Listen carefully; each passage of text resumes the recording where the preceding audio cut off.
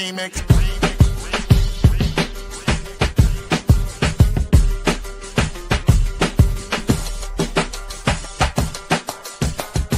Remix. Remix. Remix.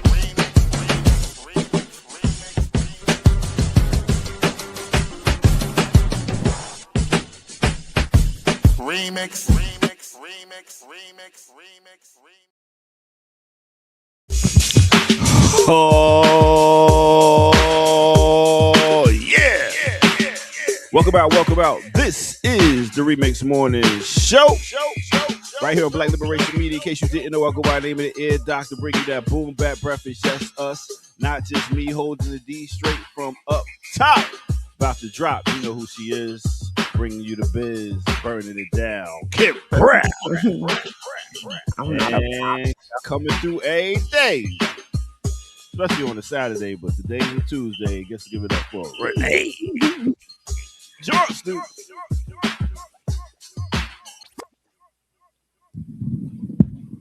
Hey now, good morning. Morning. We made it. Another weekend. Another, what is it? The 17th? Damn, we almost through February already. I know. It's crazy. It is a little crazy. Happy Lunar New Year. Yes, happy Lunar New Year. To all my Chinese folks watching.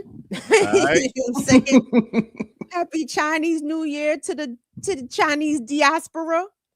So the Japanese don't do it, just the Chinese? You know, that's an excellent question. I don't know.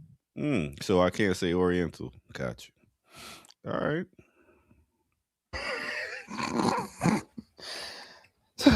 How was your weekend, Ed?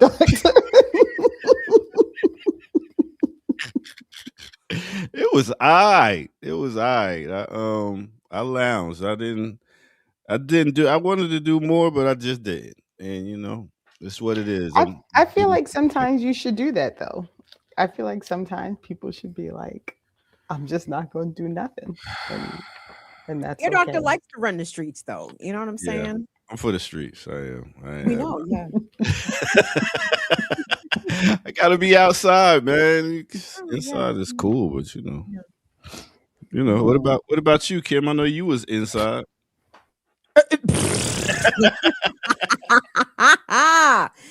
I'm working on some home projects. You know what I'm saying? Been working on home projects.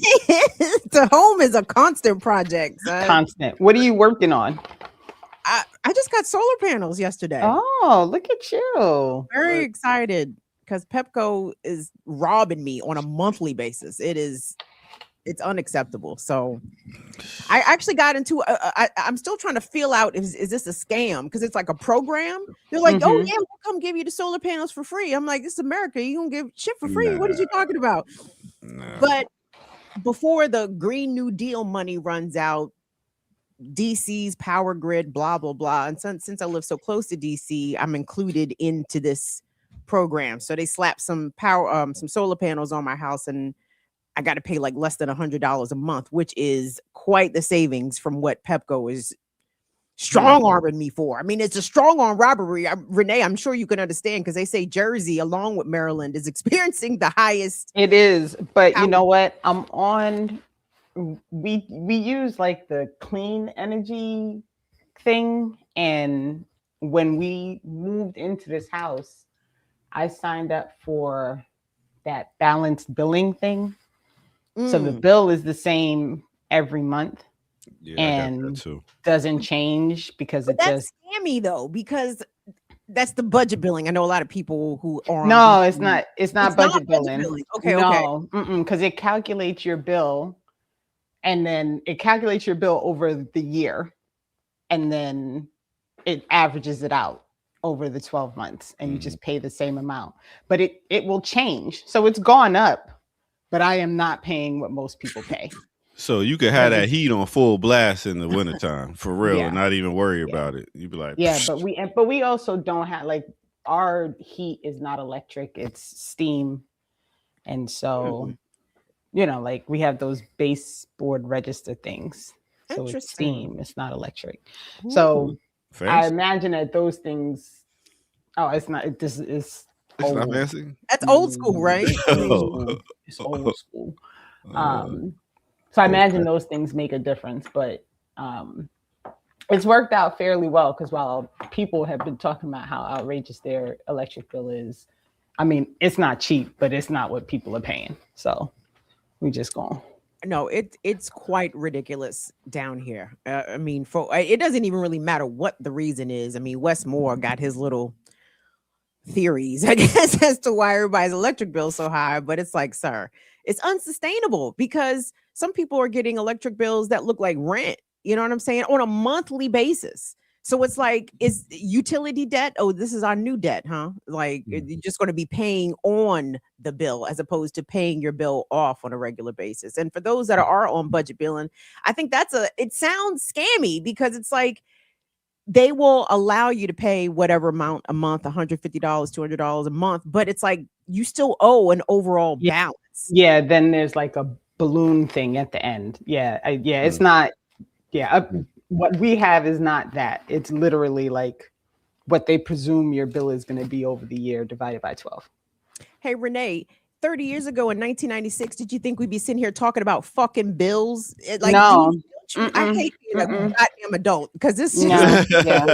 It definitely sucks. Oh my God, the health and care premiums. Oh my God, the cost of gasoline. It's like all this shit. Look at us adults talking about adult shit. Oh my goodness. I woke up with a pain in my leg this morning. I was like, what the fuck? You ain't lying. This damn middle age shit it's crazy. Madness. Oh, I did DJ a comedy show. What was it? Friday night. Talk about your ex comedy show. It was really good. It was pretty good. I was my first time doing a comedy show, so it was really dope. Yeah. It was funny. One guy was talking about how his mom was raised by his mom and grandma, and how they always would wear just like a top with no pajama bottoms. You know how women just wear like a top. So he went over a friend's sleepover when he was young, and his grandma just packed him a shirt and no bottoms.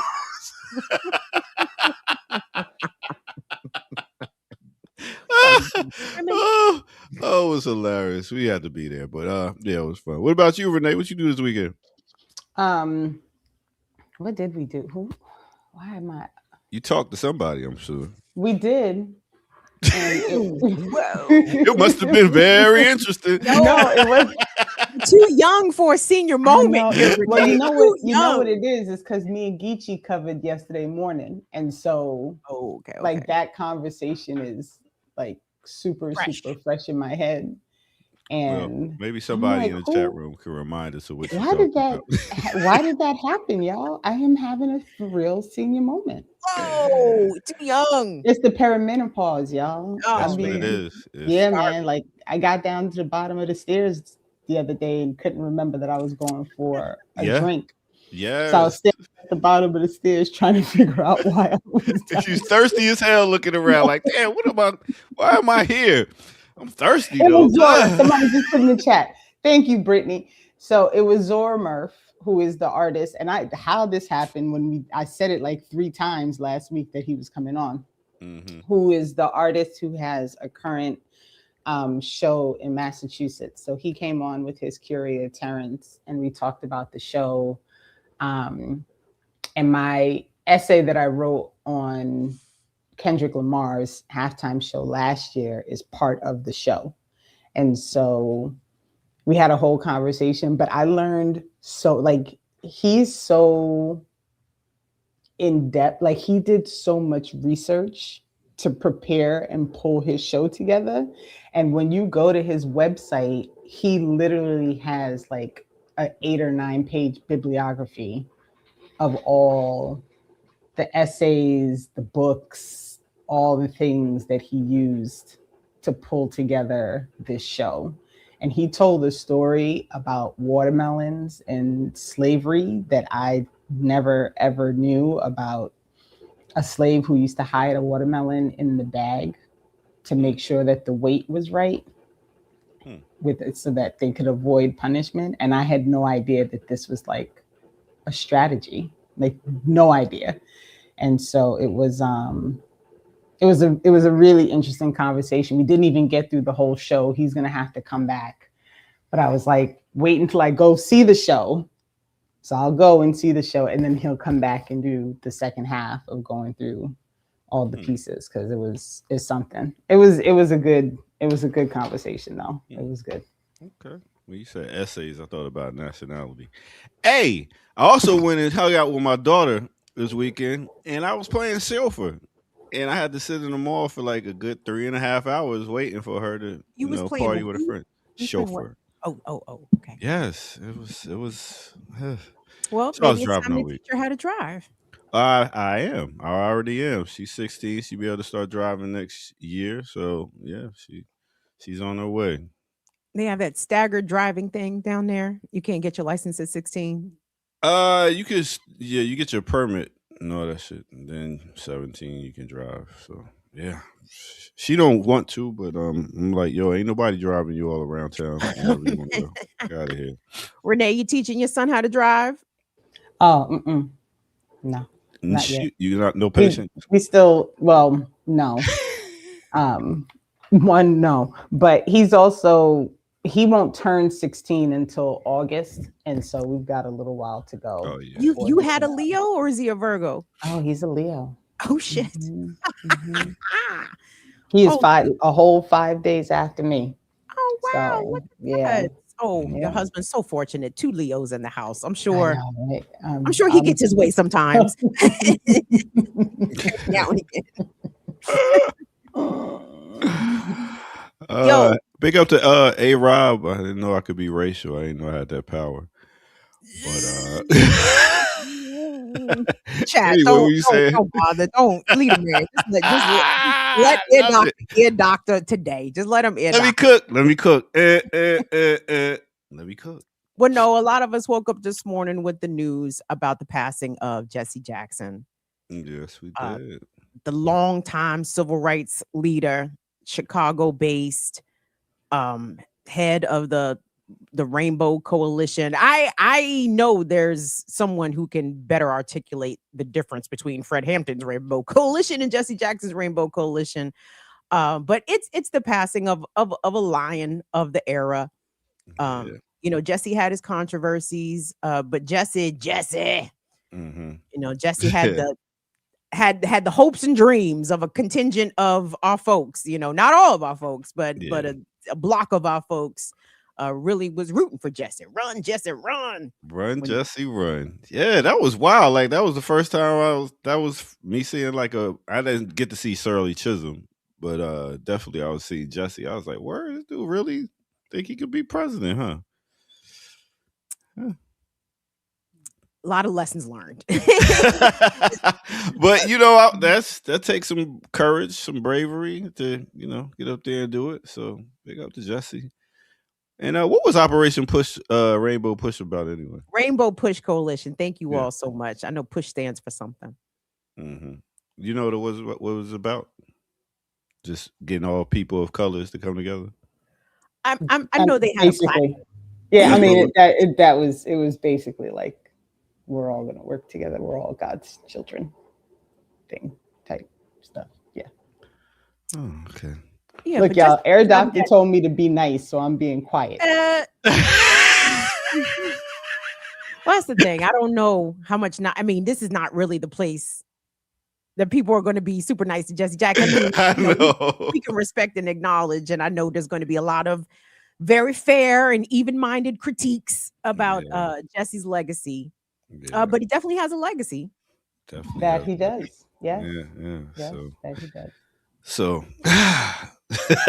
okay. Yeah, not lost on me. I'm telling you anyway. Y'all know I'm looking at the stars and shit. Today is Chinese New Year. It's the Lunar New Year. It's the new moon in Aquarius.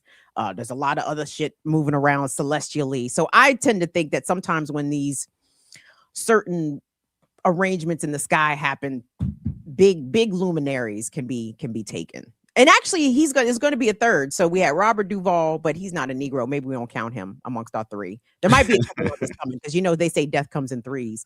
Yeah, damn. It's a lot. It's a lot going on.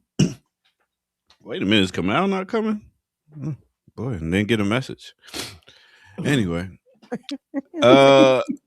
See, that's why he deserves what he gets for our classical breakdown on Thursday. Oh, let's look at this picture right here. Up here, doctor. Hey, look at the barge right there.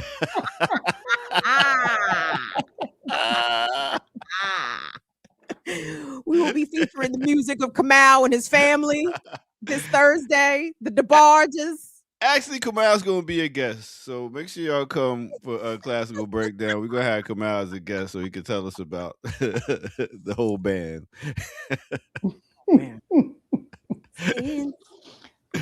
Big up to all y'all that Big up to all y'all that tuned in for the Big Daddy Kane joint. That was fun for classical breakdown. Today I pulled up this thumbnail. I know they're rallying in California, so I was gonna show California some love. I see also some stuff is going on with church and state. Who's rallying? You said they. Some protesters, I think, Palestine. Say word. Word. Okay. Yeah, and then I got to listen to that new Jill Scott. Oh my goodness, Jill has done it again. Jill has done it again. Yes. Jill never lets me down. She got a song on there with Tierra Whack over a primo beat. That's just okay. Spitting heat. I was like, damn, Jill. I was like, did she record her revision of the anthem? She should have if she didn't. National anthem. No. Oh, not like Brandy did. No. Like it's like completely. It's a whole different song. It's just. You know. I like the fact. No, I was just saying I like the fact that she did old school style.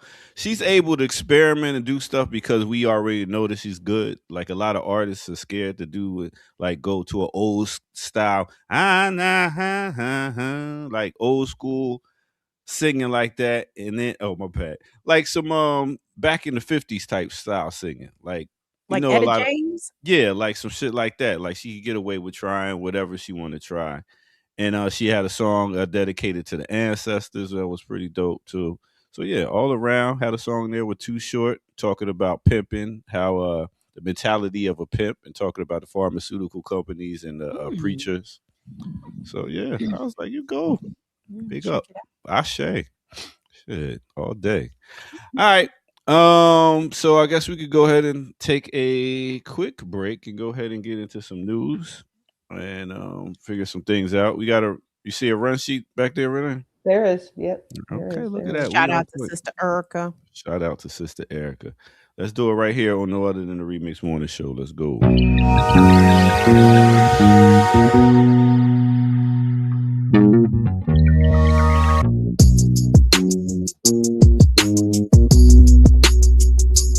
What's good, everybody? Welcome out to the Remix Morning Show. I go by the name of the Ear Doctor. Thank y'all for tuning in. Please make sure y'all hit that like button, subscribe if you're new to the channel. And as you've seen at the bottom of the screen, go to blkliberationmedia.org. Donate. That is how we keep this thing going, paying bills and being here for you and yours. All right, let's talk about the weather. What's it looking like outside? Okay, let's start off in the ATL. We got a high of 68 degrees. Pretty nice. It's been pretty nice here in the ATL. I ain't even gonna hold you. DC got a high of 51, so they getting back to being a little bit warmer. Chicago 46. Houston 75 degrees. Let's take y'all down to David, Panama. Big up to my Panama people down there. I ain't gonna mess your name up. I'm just gonna call y'all my Panama people. Got a high of 96 degrees. Last but not least, let's take you to Cabinda, Cambodia. Not Cambodia, Angola. Oh my goodness. Let me see. All right, Angola. They got a high of 86 degrees. And that's pretty hot. But I tell you what, I ain't got much here. But I was just gonna say big up to which we talked about, Jesse Jackson. You know what I'm saying? Big up to a man that got in front of the people and felt like he was doing right by just standing up and not falling back. everything might not be right, especially when we get up in front of people and do stuff live.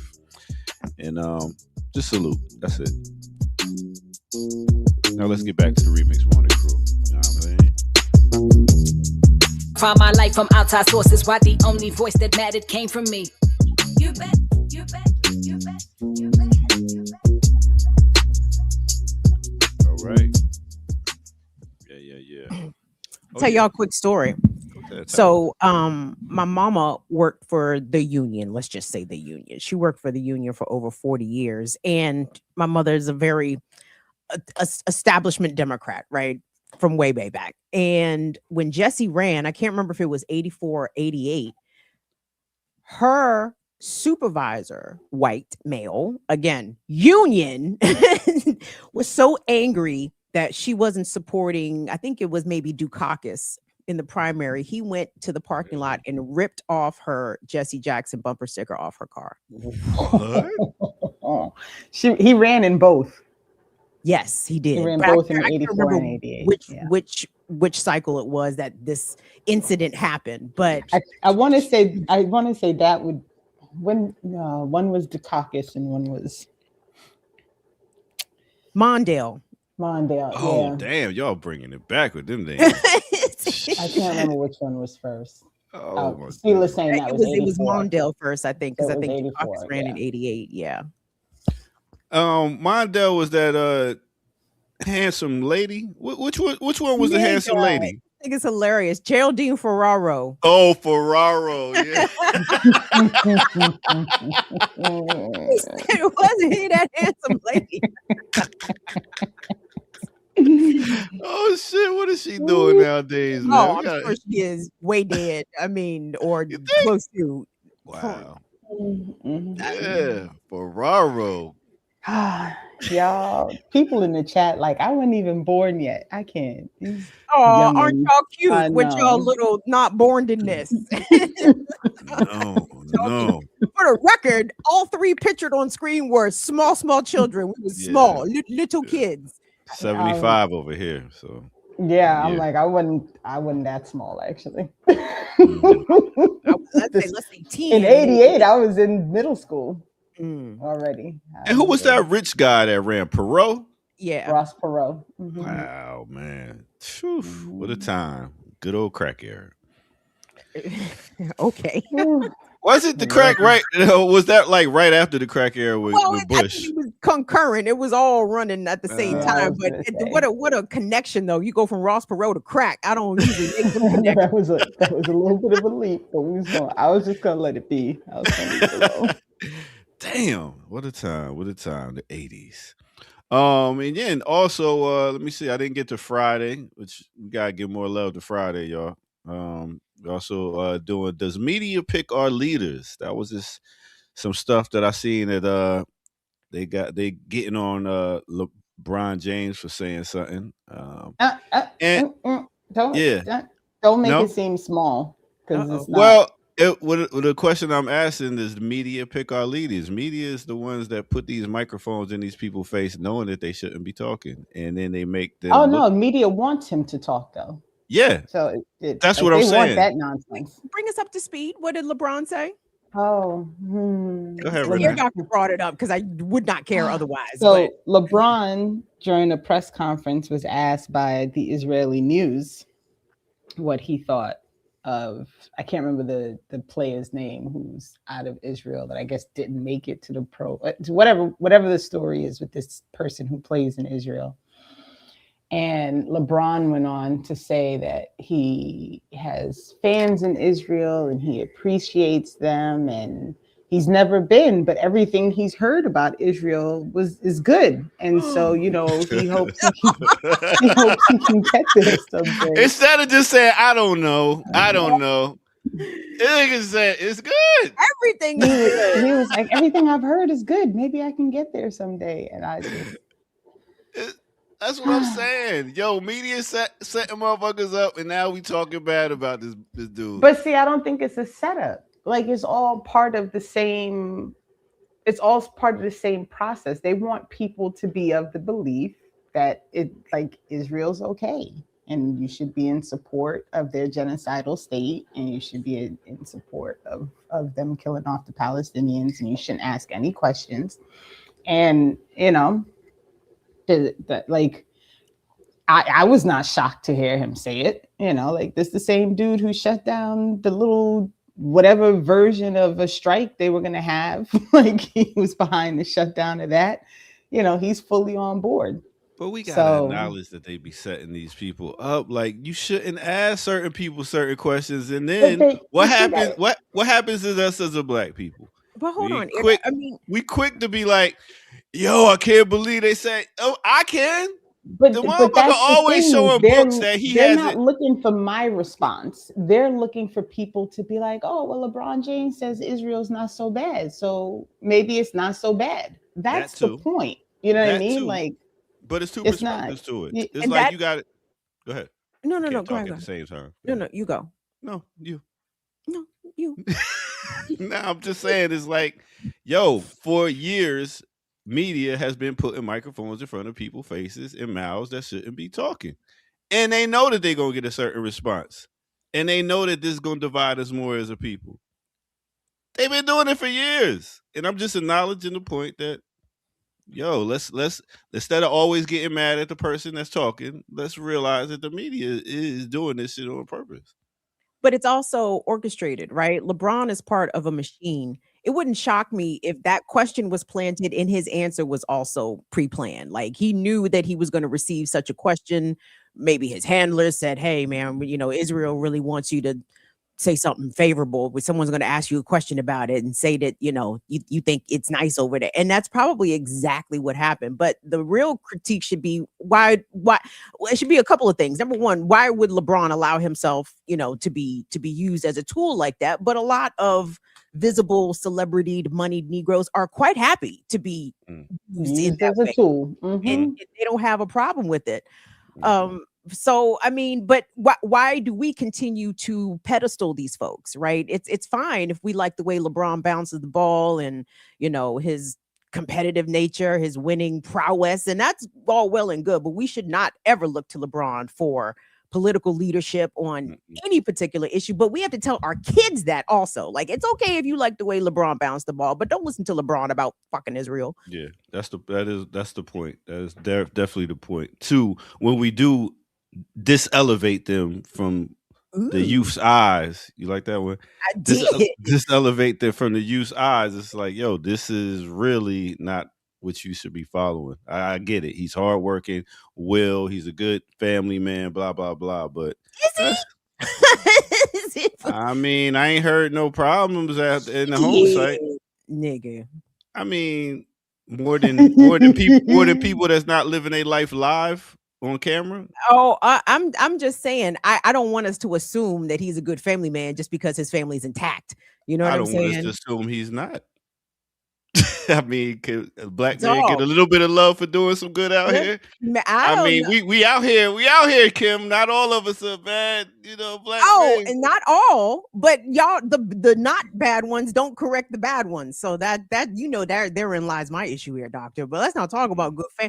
Did y'all see the clip of Charlemagne admitting to R-wording his wife? What? Yes.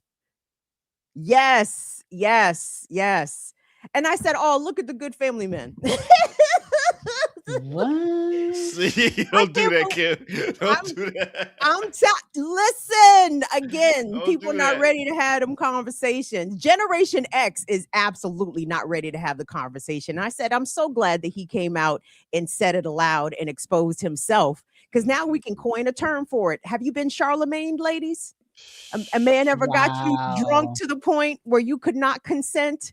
And then, so it's not funny, to be clear, it's not funny. Yeah. But the funny thing is that I think that, because again, I don't watch The Breakfast Club, but the clips that I was seeing, his wife had actually called in and was trying to defend it, because he claimed, he was like, yeah, first time I had sex with my wife, she hadn't gave me the pussy in over a year. And then one night she got sloppy drunk and I just, got on top of her. And then he said he mentioned it to her later on, was like, did I R-word you the first time she had sex? And she was like, well, and it's like,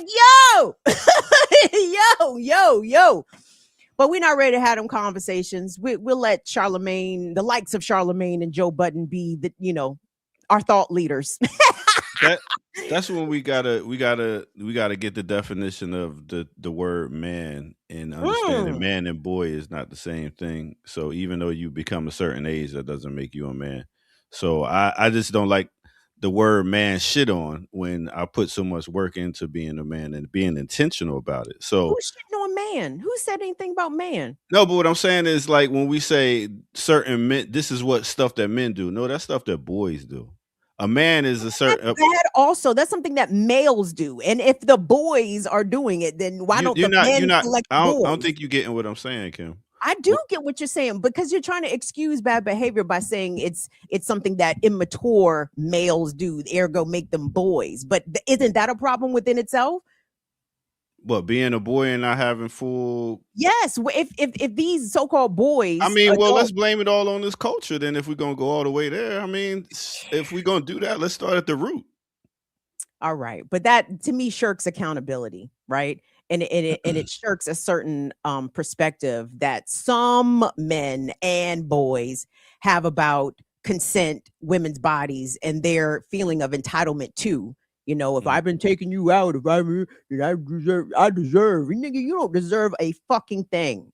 Okay, you deserve what I want. If I don't want you to have it, you don't get it. Period. That's it. But, ear doctor, I don't want us to be obtuse about what the state of sexual play was when we were coming up, when we were young adults. It was not uncommon for boys and men to get women and girls drunk beyond to the point of consent and then take advantage of them. That's not an uncommon thing. It's wild to hear a man admit to doing it at all and then admit to doing it on his wife, which to me gives more credence to his previous accuser who has been suing him for many, many, many years, that she claims that he set her up to get R-worded.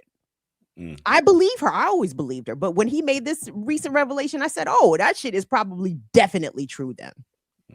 Because it's a MO. That's how they got down. But our men of our generation are really not ready to have the conversations about how they behave towards us, towards women and girls in our formative years and our teen and young adult years.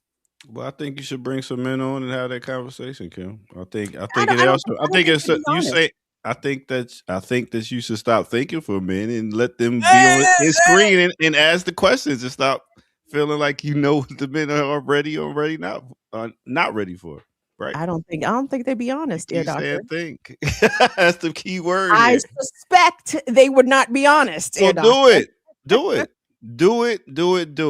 need me to come on? Maybe you should do it, ear doctor. I'm with it. There we go. I'll be honest. A conversation like that is gonna have Kim up for like 2 weeks straight, whether it results in anything positive or not. I'm not participating in that conversation because it's going to trigger me and it's going to give me nightmares. So, because I know way too many people who don't take responsibility for their own behavior. And so, yeah. But I do like you do that your group. I assume these are conversations maybe that happen within your men's group that you do regularly. No, sometimes. Yes, we've had the conversation where we deal with a whole lot of different things. Like yesterday, we dealt with what was we dealing with yesterday? We was dealing with health. A brother came up talking about how he had a heart attack and how we need to deal with diabetes and just treating our body right. So we do different topics every week, but we definitely have got to that too. That Charlemagne clip would be an interesting conversation starter amongst the men's group. I would like to hear how that would go. I'll definitely bring that up so we can get into that, especially with Women History Month coming up next month. All right, so y'all ready to get into some news and stuff like that? So I mean, Erica actually dedicated something to Kim, so we can start with that. Let's get to it right here on the Remix Morning Show.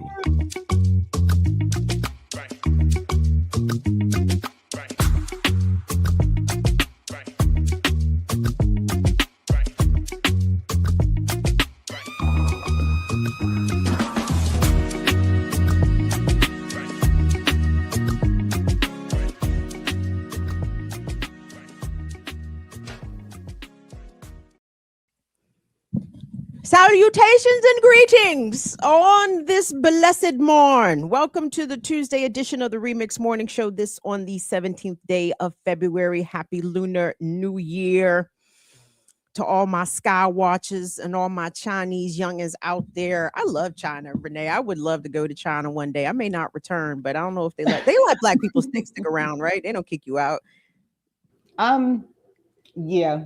I mean, I've never been, so I wouldn't know what it's like, directly, like personally. There are definitely different experiences per the reels that I watch of black folks in China. I want to go to Asia. I just don't want nobody to pet me. But I also do want to go. And my son is taking Mandarin. And so yeah, so the big conversation has always been that like we need to go and he can do the translations. So very nice. So there's that.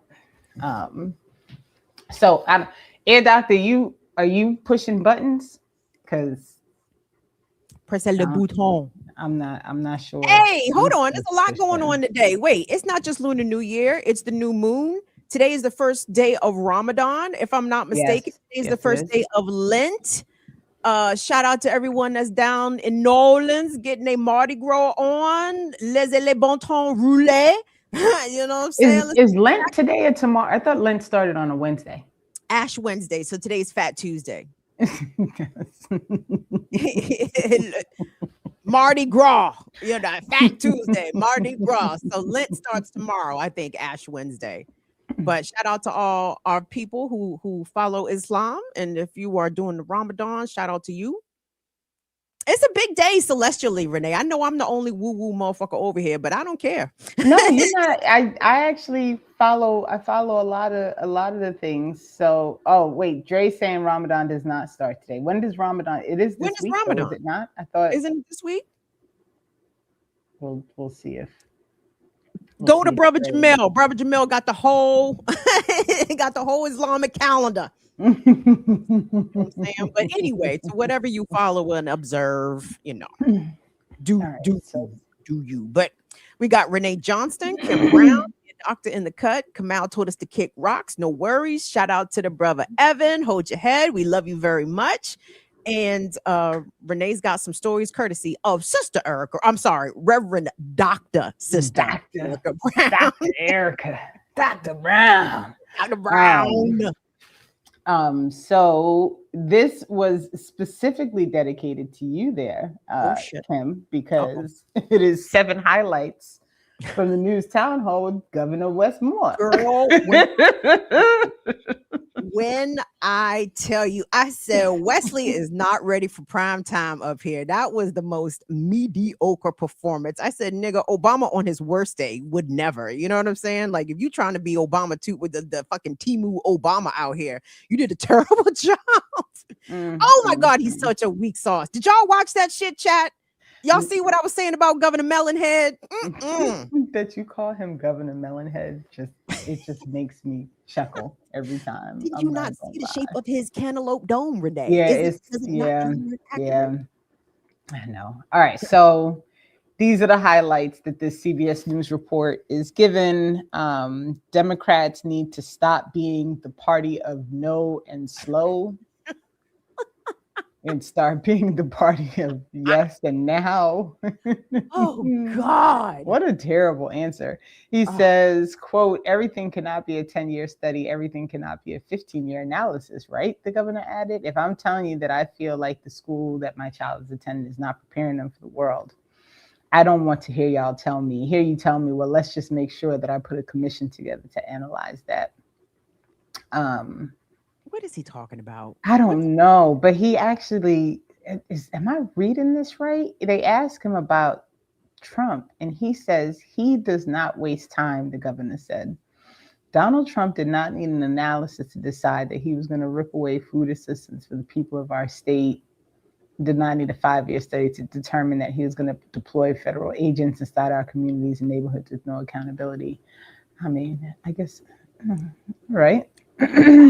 I don't know.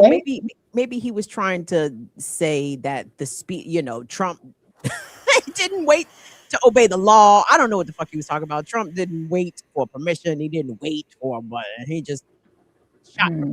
Just began dictating and ruling via executive order. Oh man. Yeah. Wes Moore. So the reason, for those that don't know, Wes Moore is the governor of Maryland. He's the only black governor in the whole of the United States. And in fact, I think Trump was having a meeting of the governors, and only did not invite Wes Moore. He said, "No niggas allowed." I told you, Wes. I think he didn't. I think he left out all the Democratic governors. I don't think it was just. I think the other Democratic governors refused to come based off Wes Moore's non-invite.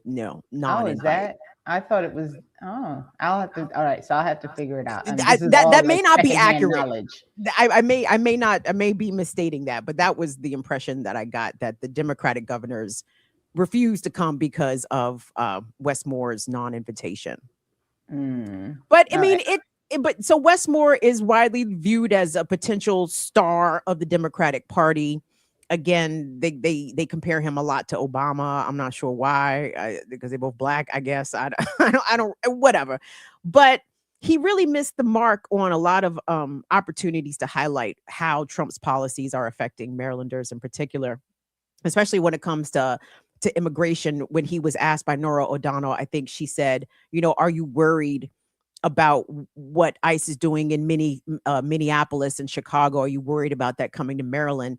And instead of him saying, "Well, it's already happening in Maryland," he was like, "Yo, we're trying to get prepared. We're trying to get ready." And it's like, sir, no.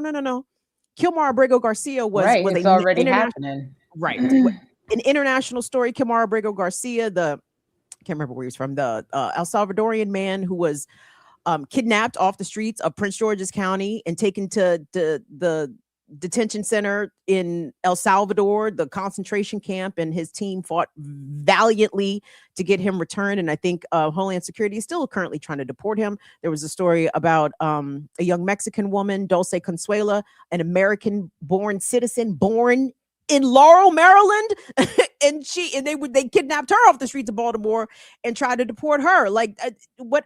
All of this pie in the sky. Well, what if it comes to? It's already here, sir.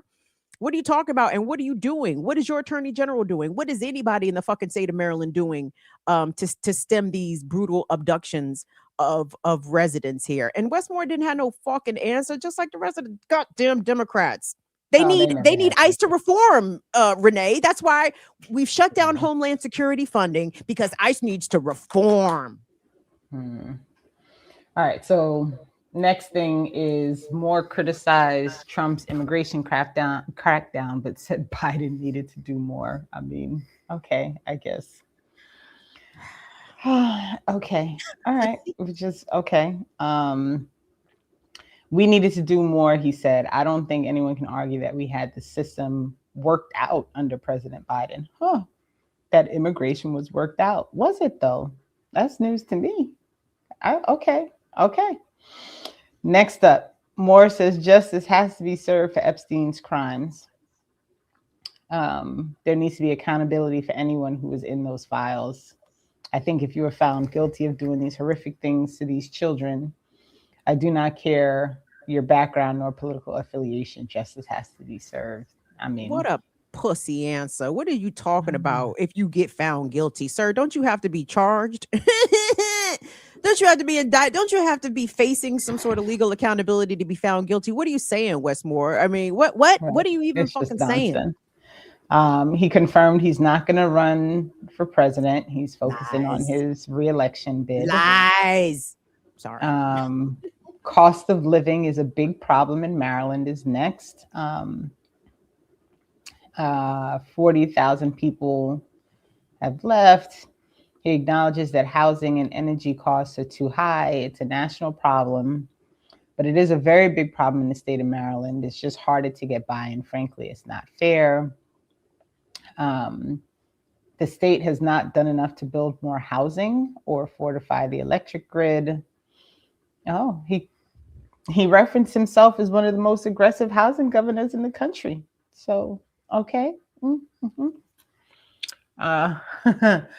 He's pressing to continue redistricting.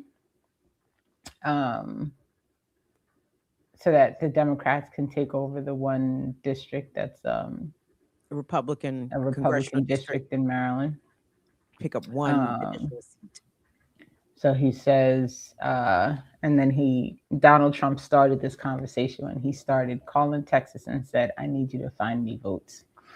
I mean, this redistricting conversation I got into like a quasi argument about it with somebody because they were like, the Republicans. I was like, can we just be clear that it is both red and blue states that are doing this redistricting thing, and it is not just one? And so they said, well, California only did it because Texas did it. And I said, okay, so if somebody does something that's wrong and inappropriate, the response is to do the same wrong and inappropriate thing to counterbalance that. Like, is that the plan? Is that what we're going with right now? Because I don't think that's that's not supposed to be the lesson here, right? And so I told them the story of us we ran Lily Benavides for governor in New Jersey, and we had initially started with someone else. Steve fell ill, had to end his campaign. The state allowed us to replace him with Lily as long as we had collected the required, I think it was like 2,500 votes. So, I mean, signatures, pardon me, the signatures. And so we collected the signatures. I think we had close to 3,000. And it was the Democrats that took Lily to court and got her booted off the list. And they did it by picking all the Spanish and what they called Middle Eastern names and questioned whether those were valid signatures or not.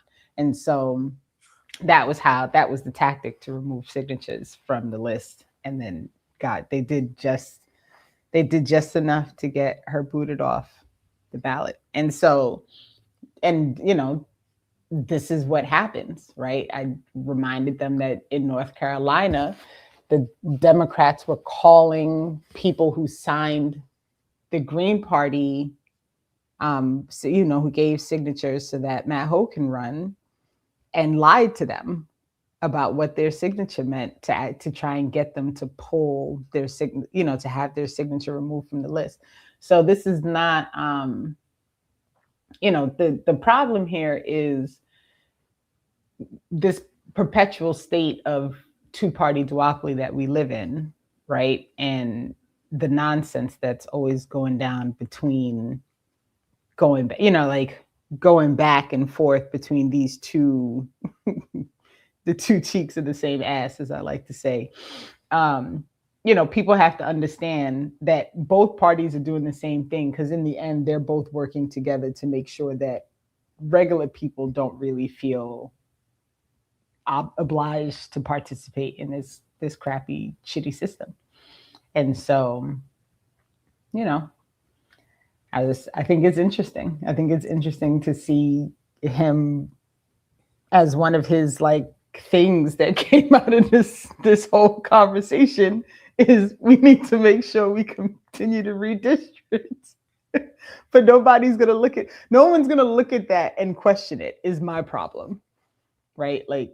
That people will be like, the Republicans, but not look at that and have why y'all doing it, is very, very bizarre to me. And the reason that the Democrats are doing it is kind of faulty within itself, because, okay, if Maryland redistricts and Democrats pick up one additional congressional seat, and California redistricts and Democrats pick up a couple, even if you bring the number of Republicans and Democrats in the House even, if you we got an equal number of Republicans and Democrats, you're not accounting for the 7 to 10 dickheads that are gonna go across the aisle and vote with the Republicans, as is what happened in some recent vote. I can't remember. Was it they on the big beautiful bill, they caved. So okay, you picked up 7 additional congressional seats just to have 7 Democrats vote against or vote with Republicans. So what did you even do? What was even and this is what they do. got I mean, from I this? always like to remind people that Obama had a supermajority, and his response was, "Well, Girl. we have to be bipartisan, and we have See, to work across the and that's aisle." why in 2012 it was fuck that nigga. Girl, I was so mad at Obama, and then by extension mad at myself. Let's revisit this once again. The way Obama played me, Renee. I went to Pennsylvania to knock on doors for Obama. What a silly fool. What a childish Listen, I got had to. ass Don't feel I bad. was. I got had to. Oh That's my all. God. We all have to, we have to get to our spaces by any means. So Yeah. I don't know. No, Wes Moore is not that girl. Okay. Like if Democrats are looking for the future, if you looking towards the future, do not look in Wesley's light-skinned direction, because this nigga is not ready for prime time. And he got up there and said that, I'm not a politician. I don't come from. Yes, no, we know. His very first elected office is why I think Wes Moore is a plant. Because I'm sorry that it doesn't usually happen that way in the state of Maryland. It is very much a wait your turn kind of thing. So for this guy who never held any previously elected office to come out of nowhere and literally be elected governor screams plant, in my opinion. And but away from that teleprompter, Wes does not have it. He really doesn't. And I'm glad that I watched that town hall, because I knew it. I knew it. And I'm like, oh, good. Now everybody get to see Wesley ain't really built for prime time out here. And if he is the young promise of the Democratic Party, baby, the Democrats are fucking cooked, because this nigga don't have no new great ideas. He's not proposing anything new, radical. Stay the course. Let's try to get things back to normal. I'm so sick. When I tell you I'm so sick of all of them, I'm so sick of all of them. And we talked about this yesterday, because I got so irritated by WBAI last week, because they were having this conversation about elections, and the host she's on this, like, this is happening because y'all didn't want to vote for the educated Black woman. And I'm like, Lord, like, can we just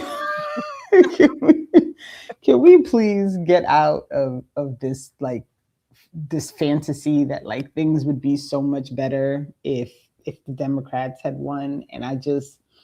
And people get really mad at me still when I say it. And I'm like, I mean, if y'all are cool with things just feeling better for you, and you not seeing ICE kidnapping people, and you not paying much attention to what's happening, like, in the world, and you not seeing, AI videos of how they're going to rebuild Palestine, but they're still doing it. Like, I mean, if we're cool with all these things, like, okay, cool, right? But, like, this whole expression of, like, it's just because they didn't want to vote for the Black lady. And I'm like, I didn't want to vote for the warmongerer. And then she got in an argument with somebody because they spoke about Gaza, and she pulled this whole, like, that's not the only thing happening. Why is everybody focused on this one thing? I mean, it's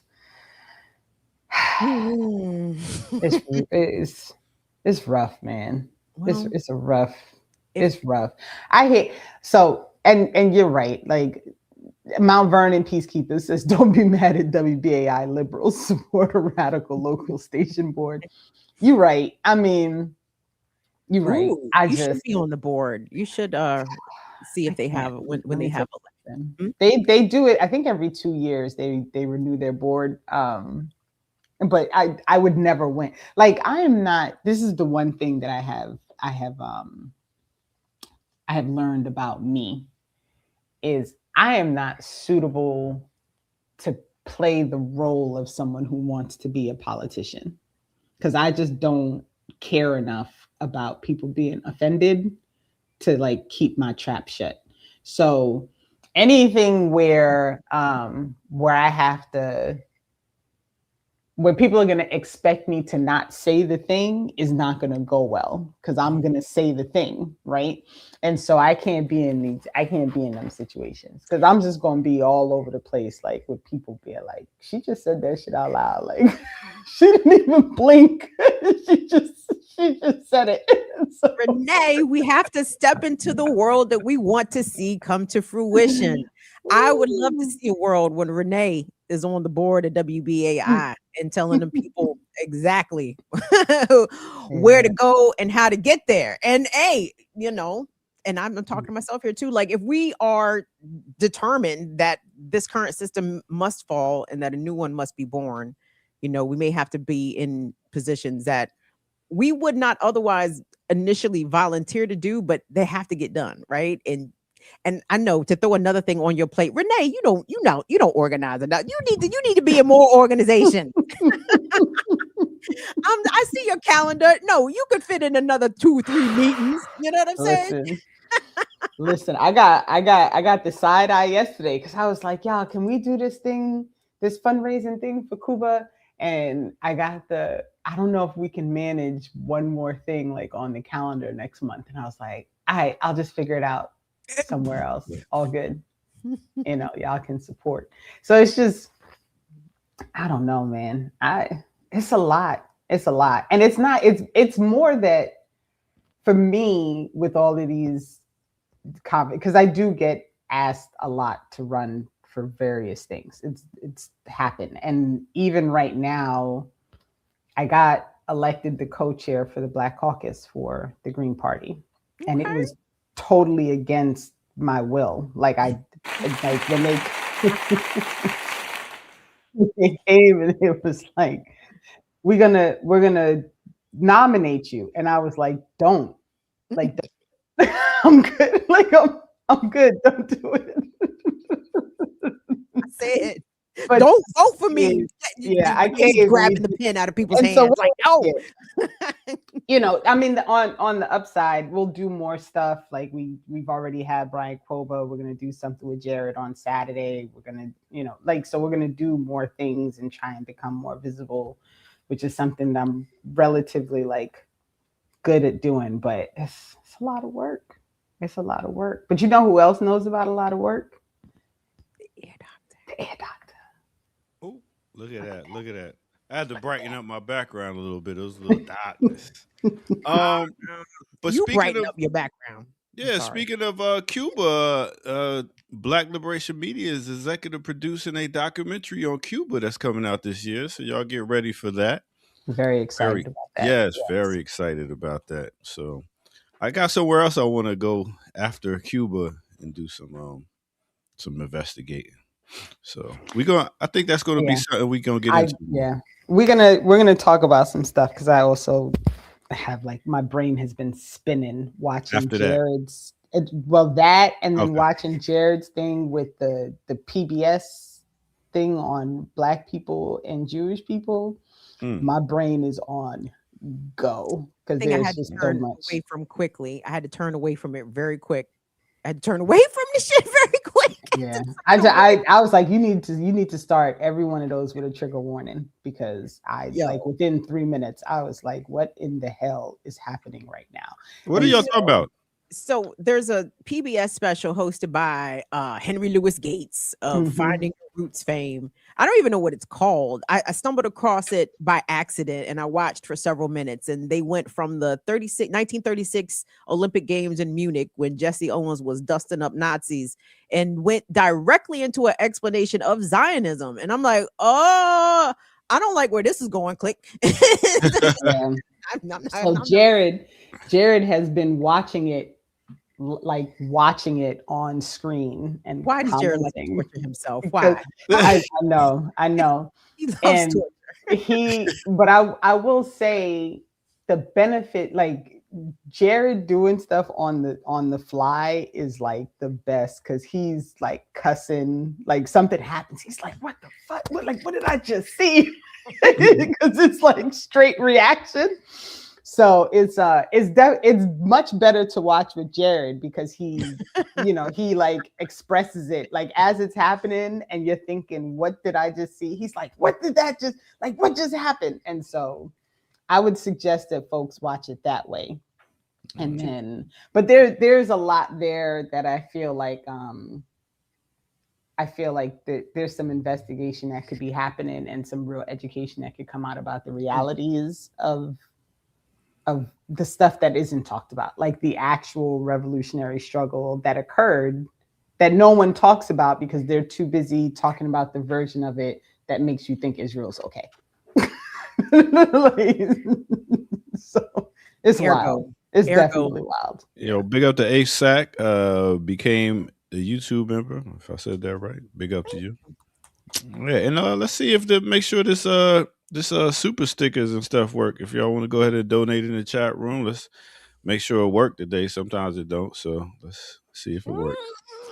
All right. I guess we could go ahead and take a quick break so y'all can get y'all next story together. It usually works better when Kamau is here, putting the press. Oh yeah, I know.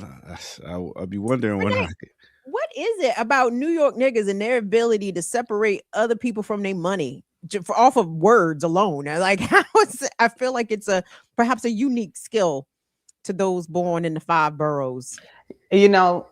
That's a really good question, and the first thought I had is because you'd prefer to give it than have it taken, which is probably not. That's what a New York nigga would say. You can give me your money or I can take your money. Which one do you got an option here? You know what I'm saying? It's like, forget about it. You know what I'm saying? New Yorkers, how many times in your lifetime have you been riding the train, riding the subway, and you had to ask somebody what the fuck was they looking at? What the fuck is you looking at? I feel like that's Black New Yorkers say that, Latino New Yorkers say that, white New York. The fuck is you looking at? You looking at me? All y'all Joe Pesci. Yeah. Speaking of unique skills.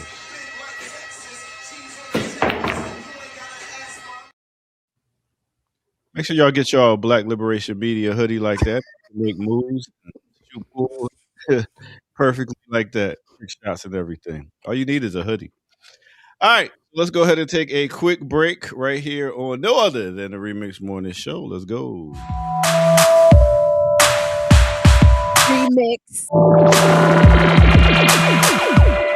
Remix on the remix. Check us out.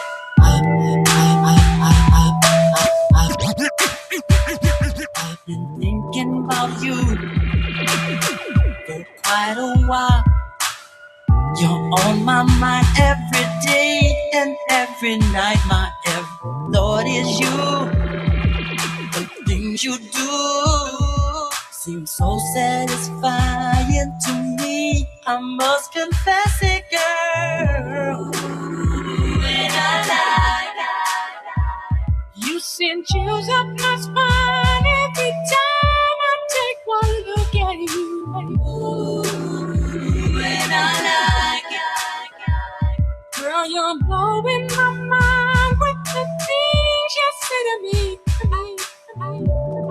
I like the way you comb your hair. I like the stylish clothes you wear. It's just a little bit to do that show how much I really care.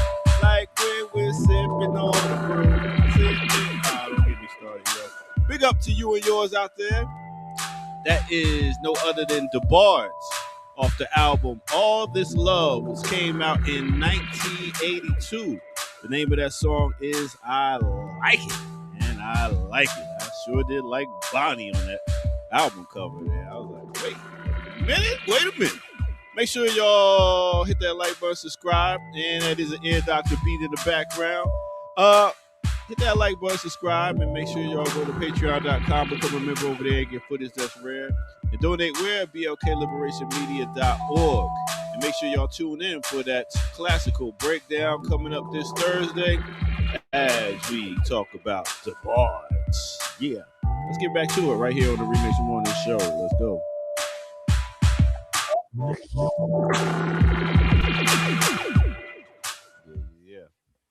Yeah, doctor called that lady Bonnie. It's Bunny. Bunny? Bunny. Oh, man, I think the first time I messed the name up, huh? She was a star in my eyes, though. Boy. Whew. Mhm. All right. So just all that light skin, it was big in the 80s, boy. I Being Love. light skinned? Yeah. Yeah. Yeah. It was. It was. You see how Kamal just blends in perfectly with the Blends DeBarge? in perfectly. I Kamal's mean, a star. that picture is gonna have me chuckling for a long time. For real. I mean, he do fit so perfectly. Look at that. Like the whole look. Perfect. It went Bobby, Kamal, then L. Yes. Yes. The older brother. The older brother that they was like, all right, well, I gotta watch everybody, so I'll come. He's like the Jackie Jackson of the DeBarges. Yeah. You know what I'm saying? Jackie was the oldest one, huh? Yes. Wow. Well, the oldest one in the group. Yeah. Rebe is the grand dame of the Jackson children, but yeah. Yeah. All right. Get to your next story. I'll catch y'all later. Peace. Thank you, Ear Doctor. Hello, remixers. Everybody good? Top of the morning to you. Hope you guys are. Hey, something else is going on today. Isn't today a solar eclipse? I don't know if we'll be able to see it. Is it today? North America. I think it starts eclipse season. Mm. Shit's gonna be rocking and rolling here. There's a lot. There's a lot. It's a lot. It is a lot. Maybe it's a sign there's some big changes coming. I think it is. Absolutely. No, there's no question. We got some planetary alignments coming up. You know, the shit's gonna be cracking. And just to say this real quick, I mean, y'all, I know we are tiny people here on the planet Earth, but we are impacted by all the things that happen around this planet. So please don't think that when shit lines up, the planets line. Well, what the fuck Jupiter got to do with me standing here? No, it does. You don't know. I don't know how interstellar physics work. I don't know how the transference of energy and all that stuff work, but I don't assume that it doesn't do anything, right? Because if it so just keep in mind, like when shit moves around, it affects not only you, but all of yous. All of yous. So we got, I mean, Erica really put a lot on here, but very quickly, I'm going to show something that I'm sure is going to, because it triggered me. And so, I just feel like we just going to let everybody get irritated. So, there is nothing like Beyonce jumping on to support Bad Bunny. And so there's a whole thing happening right now on the social medias because apparently Beyonce took it upon herself to pose with a sandwich and I'm not really sure like what's happening in this picture to be honest. Is she in Puerto Rico? I don't know, but she's got the two flags and people are really going hard about the excitement with this. And I don't really know what it means. I don't know what the point was, but now everybody's like, oh, maybe there's going to be a collab and everybody's excited. And I just want to point out that this is the problem with getting excited about anything that happens via Super Bowl halftime shows. Well, hold on, let me back up. I need more context. She posted this on Instagram, and it's a picture of her holding the current Puerto Rican flag, and then the original. So she's holding a gold fork in front of a sandwich, and there are two flags next to her, and one flag is the American flag, and the other flag is the Puerto Rican flag with the lighter blue that everybody, that people don't always recognize is like a, it's a pushback against being a colonial state because the current Puerto Rican flag is a darker blue to match the blue from the US flag. And the first flag was banned. Right. And the first flag was banned. And so it's the banned flag in the picture. And so, everybody's on it. But no one, people should also remember that Jay-Z's the person who picked Bad Bunny to do the halftime show. So people should not be like surprised by this whole thing. You know what I mean? Yeah. I don't know. I guess Beyonce seems to be in an era where she is trying on different genres. Maybe this is a tease that she intends like a Spanish language Oh, album, hmm. which would be smart, of course. I mean, she is Yeah. not I mean, that would lack be, for, yeah. marketing She did acumen. right. She did country the last time, right? Mhm, And mhm. so, maybe, I Yeah, don't. I think there's a tease that her next album might be like a rock album. So she's going through, she's trying on her artistic stuff. I guess she's reached a point in her career where she feels as though she can step out and do different things, I guess. I don't know. But are you a Beyonce fan, Renee? No. No. How many Beyonce albums do you own? Me? None. No, I might have. So way. I'd have to look through all my CDs because yes, I still have. You ain't got Lemonade? No, I definitely do not. I stopped listening to her by then. I was long done with it by then. Talk to us about that, Renee, because I feel seen here. Because as a Black woman who does not consume Beyonce, I definitely feel like I'm on an island. You know what I'm saying? Like because me and you, boo, we can share the coconut. I don't knock Beyonce, but I see the talent. I get it. But when I hear her music, I'm not moved. It doesn't move me. I'm glad when she first came out, and this is way back. Talk that talk. To the left, way back, way back. Yeah. And so then I didn't mind her. And I thought her stuff was cool or whatever. But I also didn't despise music and musicians the way I do now. And so it is. I'm not even gonna lie. It is.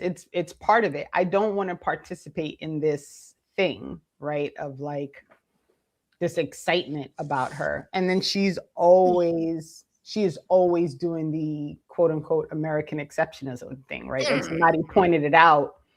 We did talk about her last year because I think it was 2 years ago.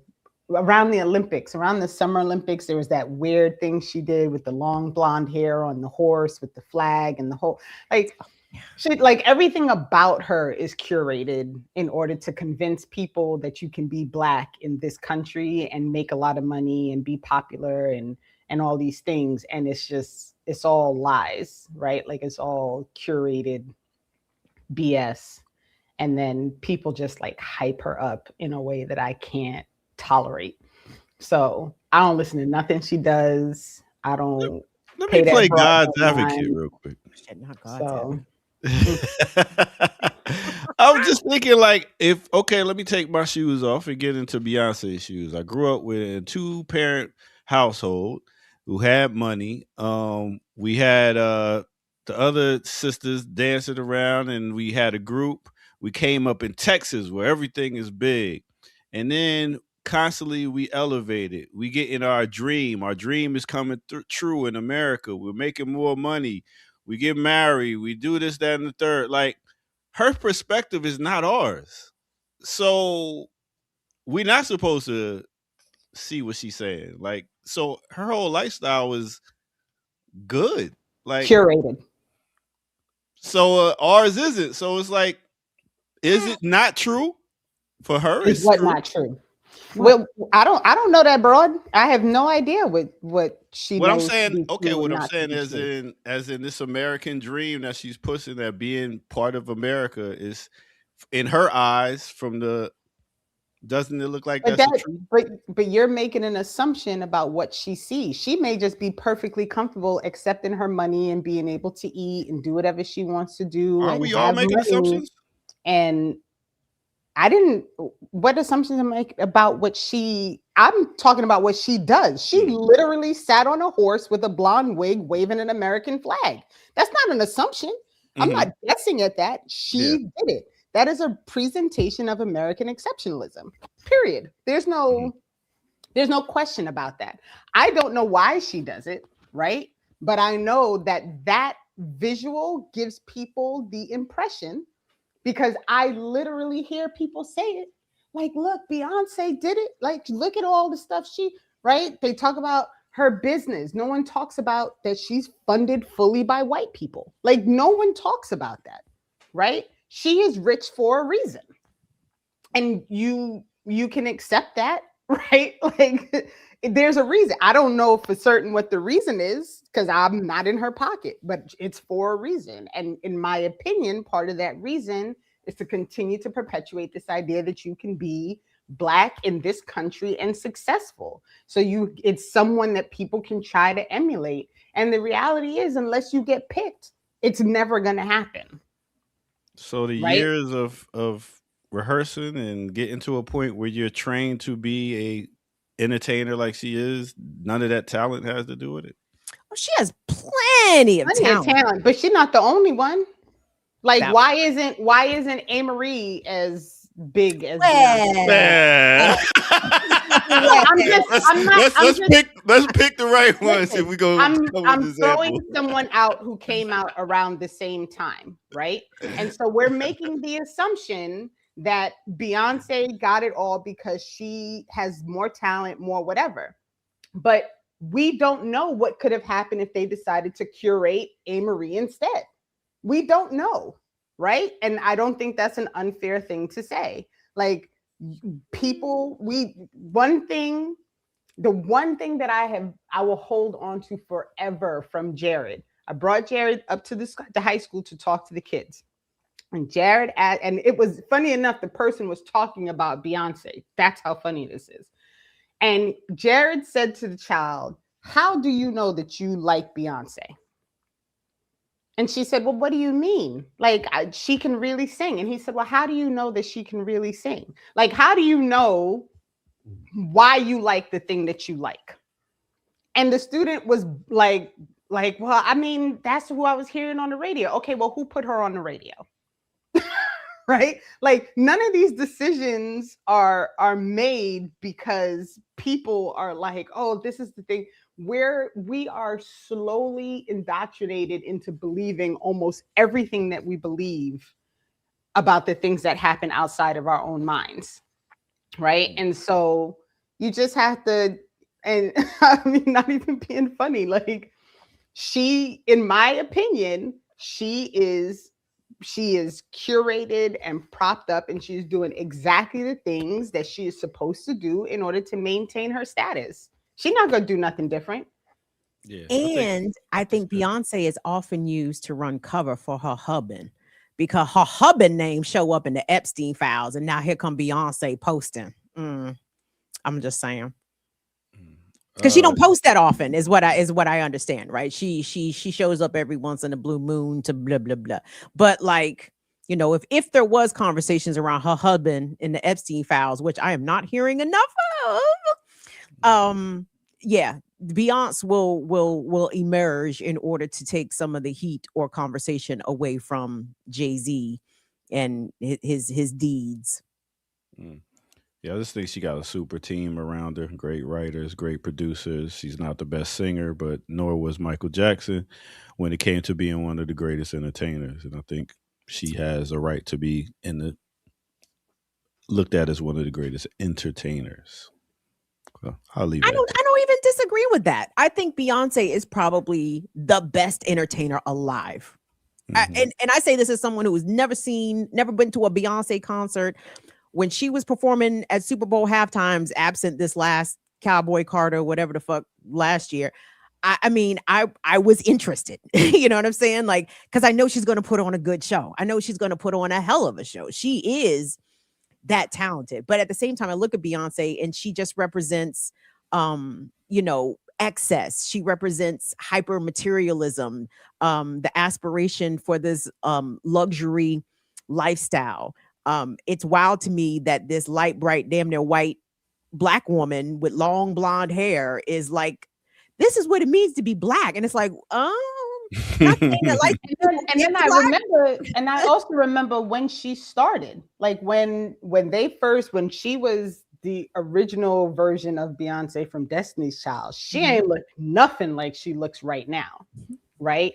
And so to me, a lot of that also is like, hold on a minute. So is this also what we're teaching people? Is that in order to be like beautiful and on display, you have to dye your hair, you have to lighten your skin with a lot of makeup, you have to lose weight, you have like all these things, like all of this stuff plays into the problem, right? And it's all intentional. It is curated to be this way, and it just it's a mess. It's a mess. But look, it's been said many a time, you cannot be rich, popular, and radical. You got to choose which one you letting go of. And she let go of radical. So, or she never was radical. about to say, I don't did know she about let ever- go. But Yeah, I was right. Yeah, okay. All right. Well, I'll see y'all later.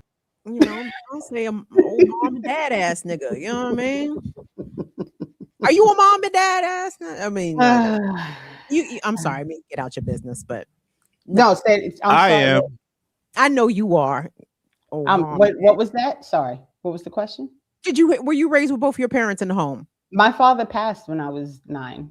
So, I'm sorry to hear that. So, um, but he was there up until that point. there up until I was 9. Oh, so you were a mom and dad ass nigga. Okay. I was. My parents met very young and got married young and started having children young. And then he got really sick. And then it was, it was rough. I mean, probably I would just turn 9 when he passed away. So, but he was sick almost half my life. He was like in and out of the hospital, like oxygen tank sick. So, yeah. Are you the eldest? No, my brother is 2 years older than me. Okay. So I'm not the oldest, and it was just the two of us. So. Oh, Renee, I'm sorry. It's rough to lose a parent as a kid. I mean, my brother was 7 when our father passed, and that's tough, So yeah, and I never know is a conversation that I have often with people. Like, I don't know which one is worse, like losing your parent when you're young and never having them, or losing your parent after you've had them and having to, you know what I mean? Like, I don't know. I really don't. Yeah, I really don't know which one is worse. I just know being in the Dead Dads Club is not fun. So. Yeah. And then it's like, because for me, when my parents made their transition in my teens, I was like, yo, you get to make decisions on your own. You get to live your life without somebody standing over you, telling you what to do. At the same time, you have a certain freedom. But then at the same time, you like, damn, I wish they was there to help me and tell me some things to guide me. But then it's like, if you build a relationship through the years, which I never got to because you're a child at a certain time, then you get to be an adult with your parent and you build a relationship. So it's like, damn, is it harder to lose them then, or is it harder to lose them when you're younger? And it's not easy for either one, honestly. So yeah, I don't think there's a comparison. Like, I don't think there's a way to gauge it, Yeah, and me and my mother are very, very close now, and she's getting up there, and she's a doomsayer. So she's always like, I'm just trying to prepare you for when I'm not here. Mom, relax. It's true though. That's how we need to talk about. And and it's crazy. So last year was 40 years since my father died, which is like a wildly long amount of time, right? To think about, like, in years. And so my mother and I are very, very close now. And part of that is because my father passed away, is, I really attached myself to her. And I was a senior in high school when the Twin Towers got bombed, when the van with the bomb went off in the basement. I was a senior in high school, and my mother worked in the towers. And so Sister Smith called me into the office because, there was no cell phones and nothing in 1993. And Sister Smith called me into the office to tell me, like, listen, this thing happened at the Twin Towers. We know your mother works there. Like, if your mother doesn't come home, call the school so that, like, we know, like, that what happened. And that was, like, those experiences sit with me. Like, I remember literally, like, just sitting in the window, like, waiting for my mother to turn the corner, because in my head I was like, well, what the hell, like, what am I gonna do if she don't come home? How old was your father when he passed? 32. Damn. How old were your parents, Air Doctor? My mom was 54, my dad was 65. And my dad was 53 when he Mhm. died. Yo, Mm. them is little numbers. that's not long life. Right. Since we're speaking of sending positive vibes and blessings out to our brother Evan, he's dealing with some family Yes. issues, so we're Yes. sending some love out to you. See you next Tuesday. Yeah. All right, let's get to some stories. Yeah. So what you want to talk about next, Kim? We got a lot. We got Homeland Security. We got the craziness with the ICE, the ICE agent who shot the man in the leg, and I think they had to drop it.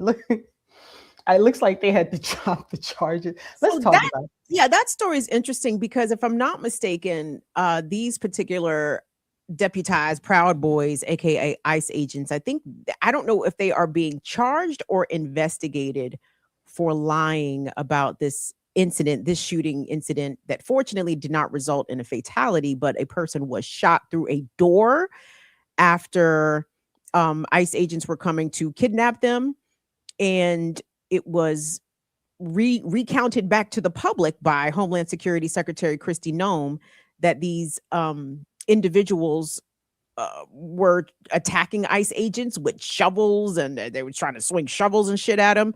Turns out that was a lie. Shocker to no one. But what do you have here? All right, so this is from CNN. A man shot by an ICE agent in Minneapolis was charged with assaulting law enforcement. A startling admission ended the case. So it says Alfredo Alejandro Alhorna was on shift in Minneapolis last month making deliveries when he realized he was being followed. He drove home, was tackled by the agent, ran into the house where his cousin was standing. He shut the door and he was shot in it. This is the exact story, Kim. He was shot as he shut the door and was trying to lock it. Sosa Celis said he was shot in the leg by an immigration and customs enforcement agent. This was days after Renee Good was shot. DHS claimed, of course they did. DHS claimed Sosa Celis was driving the car and he, Alhorna, and another man assaulted the agent before the agent fired his weapon. There was questioning. They filed charges. In a stunning reversal, this is from the article. In a stunning reversal, the Justice Department on Thursday filed a motion seeking to drop criminal charges against the two Venezuelan men. In it, the DOJ said federal prosecutors provided incorrect information to the court, while ICE issued a statement admitting its federal agents made false statements under oath. You can only laugh at this stuff, y'all. The two agents involved have been placed on administrative leave. They're being investigated for untruthful statements, video evidence, it appears. Decided newly discovered evidence. Oh my goodness. It's not clear what video evidence was uncovered, described in the motion as materially inconsistent with the allegations from federal prosecutors in the charging document. I think I heard that one of the agents was wearing body cam. So this might be what they're referencing. Okay. This was an absolute unreasonable use of force, and the officer was fabricating claims against my client to justify that, said Alhorno's attorney. The dismissed case fits into a larger pattern in which federal government has been quick to release accounts after shooting by its law enforcement, which were later proven to be false, misleading, and incomplete. These include evidence after agents fatally shot Eric Spredi. Similar to last year, they had to drop the charges against Marimar Martinez in Chicago. This is the lady who was shot 5 times. Whole queen. Oh, yeah. Do you see her when she talks before? I'm here for it. You better come through Chicago, Puerto Rican. I think she's Puerto Rican. I'm not sure what. I'm not 100% sure. Let's see, is there anything else? Offered conflicting narratives.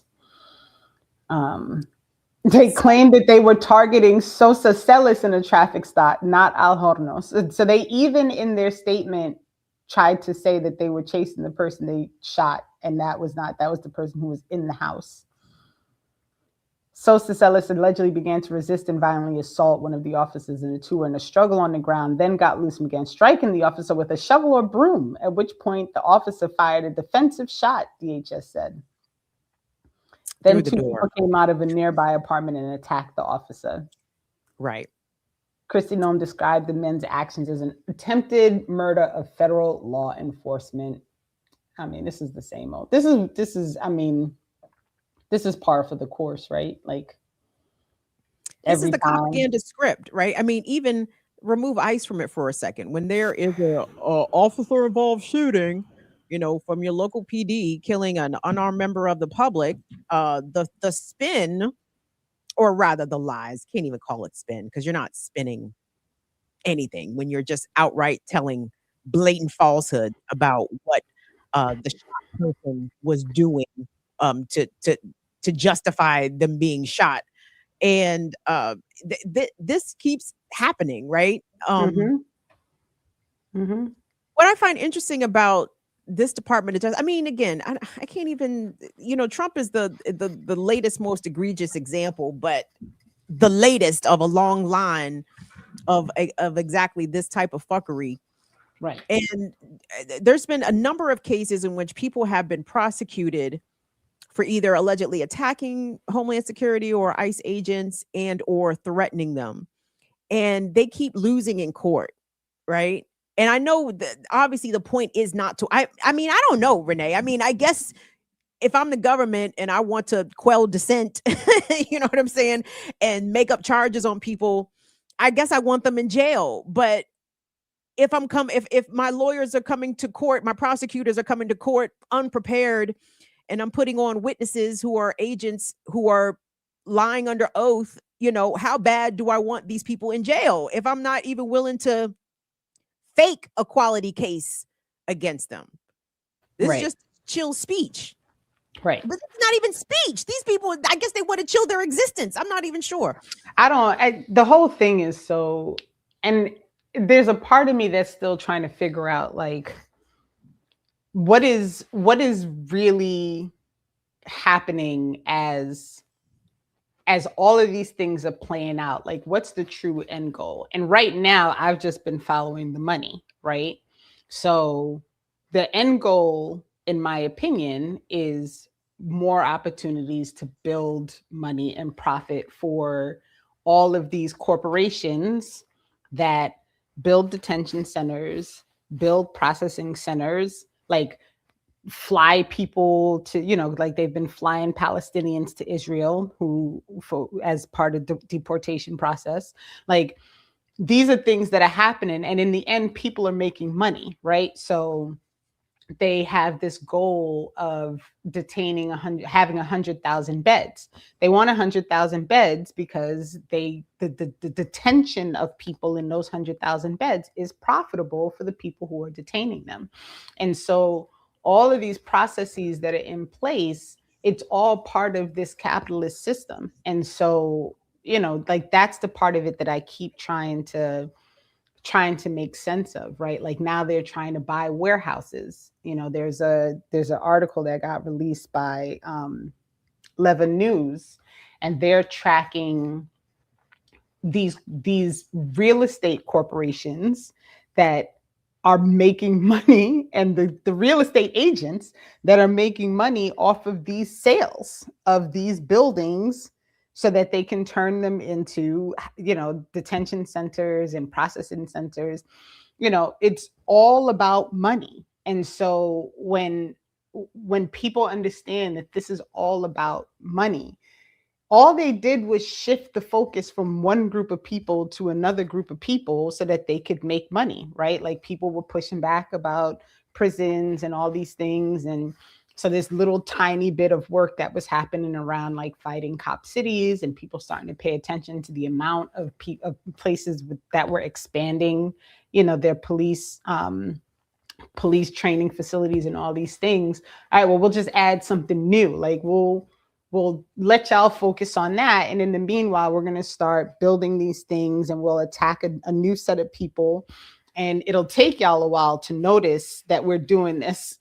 in this way. And by then the facilities are built and we're making our money already. Like, this is all part of the capitalist system. And, you know, I just can't get away from the money of it all. Right. And so there's a lot of money flowing behind DHS and ICE to private corporations and to people that no one is talking about. Makes perfect sense. I mean, if convictions are not the goal, then as long as you make, you know, mass arrests and swell the ranks of the detention centers, you don't really have to. What difference does it make if somebody is actually convicted or not? If you can hold them indefinitely and still Right.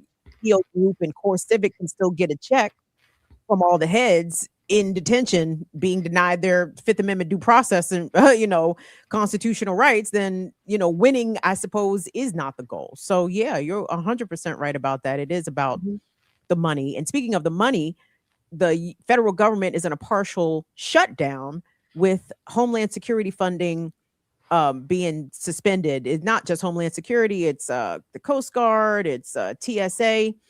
So if you're flying, keep that in mind if you're headed to the airport. But Renee, if I'm not mistaken, okay, so even if a portion of this Homeland Security spending is being held up, didn't they just get broke off something proper like last year? Aren't they sitting on a mint?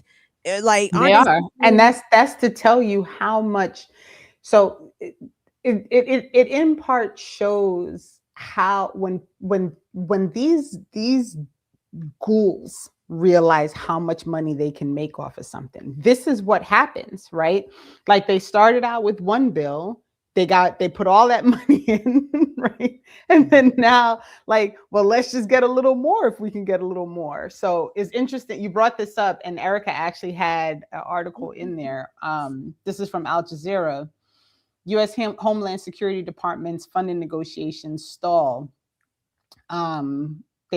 This claims that the DHS ran out of funding over the weekend. Okay. Which is what? But okay. So, leading to the third partial government shutdown in the second term, as negotiations between Republicans and Democrats remain stalled while they're in recess until February 23rd. Democrats are calling for changes to the DHS immigration operations after 2 fatal shootings of U.S. citizens in the city of Minneapolis last month. On Monday, state officials in Minnesota said the FBI refused to share evidence with law enforcement regarding the killings, lack of cooperation, whatever.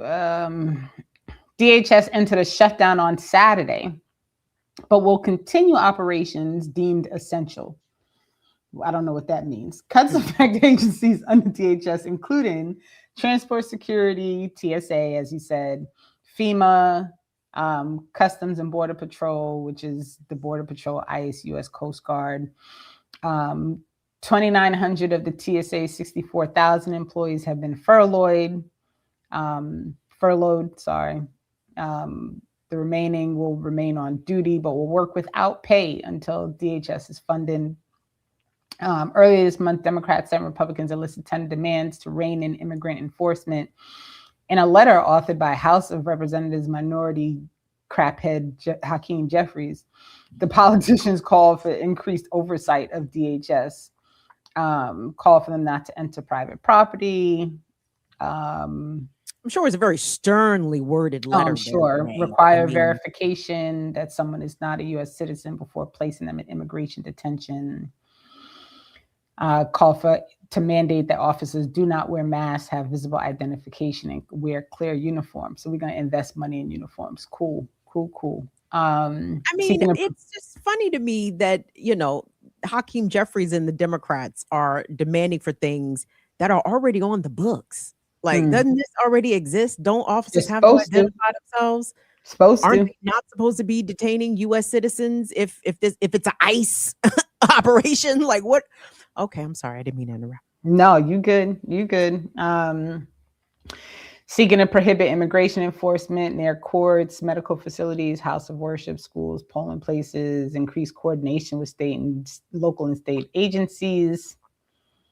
Again, Federal- Wes Moore didn't have fuck all to say. I'm sorry. Wes Moore didn't have fuck all to say about that because I think the Maryland state legislature is proposing a ban on state law enforcement agencies participating in the 287G program.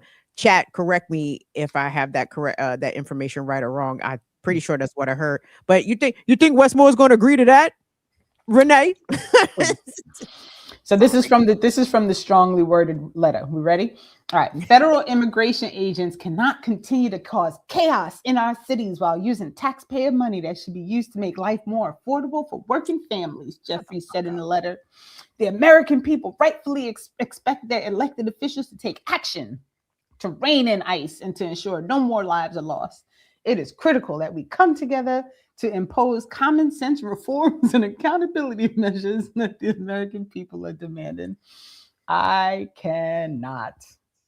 Man. When the Democrats call for common sense, it's such a trite refrain, right? It's like, all right, common sense.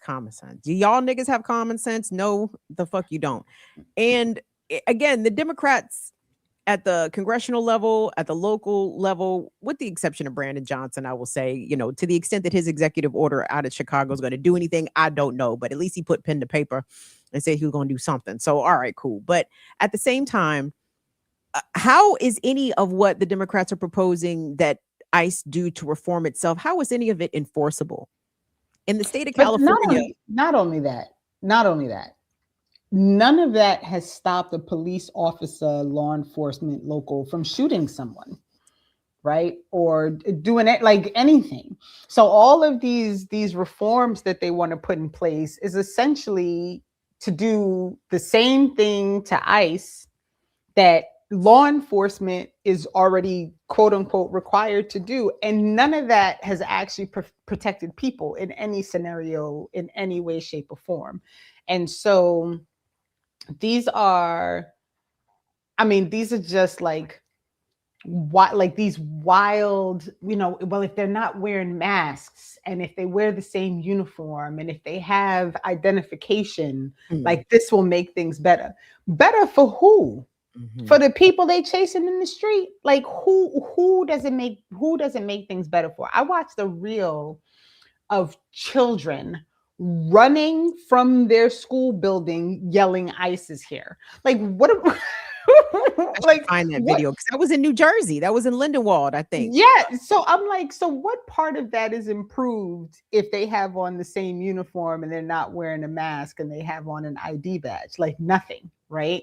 And so this is again because all of these agencies are extensions of each other, right? Like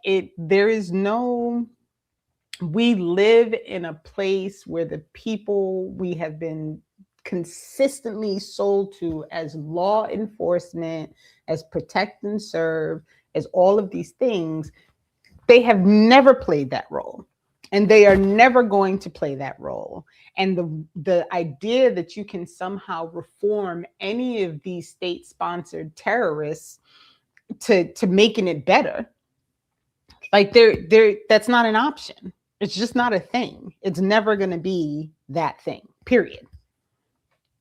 And this is just reminding us that there are no consequences for law enforcement. They get to just do whatever unconstitutional tactics that they feel up to doing. The state of California passed a law mandating that law enforcement could not be masked while, doing law enforcement duties or whatever the fuck. And the Los Angeles County Sheriff blatantly said that he has no intentions to enforce this law or this ordinance. He said it was a bad idea for armed law enforcement agencies to be confronting one another.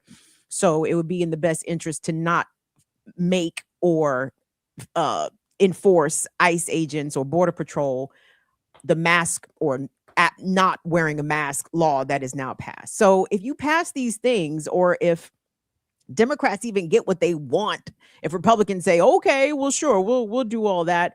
And then the videos come out the next day, a month later, 3 months later, of ICE agents doing the exact same shit, using the exact same tactics. What's the consequence? What happens? Right. Do their funding get pulled? Does somebody get arrested? Did they get written? Like what happens? Nothing. Nothing happens. No. People continue to get terrorized, and Democrats keep saying, you know, well, we just have to reform them. We have to just try to ask them nicely if they would please stop busting up people's driver's side doors and snatching them off the streets. Like if we just ask them nicer, and maybe if we withhold their funding for a couple of weeks, maybe they'll capitulate. Right. But where's any proof or evidence of that, especially when there's no consequence? There's nothing punitive that comes along with these so-called reforms if the agencies do not adhere to said reforms. Right. And in the end, you know, like, and I want to point out to people also, like, police officers are still killing people in the street. Like on Martin Luther King Day, they shot a brother dead in the street in Newark. Right. So like all of these things, none of them are happening in a bubble. Like it's all connected. Right. And so I don't, you know, it's imperative that people understand that this system is working exactly the way that it's meant to work. And, you know, the goal of the Democrats at this moment is to pretend as if like they're going to do something. Like this is because their aim is to make sure that they are the people back in power in October. And it could happen. It's likely to happen, right? Because people are so outraged about what's happening in the streets right now.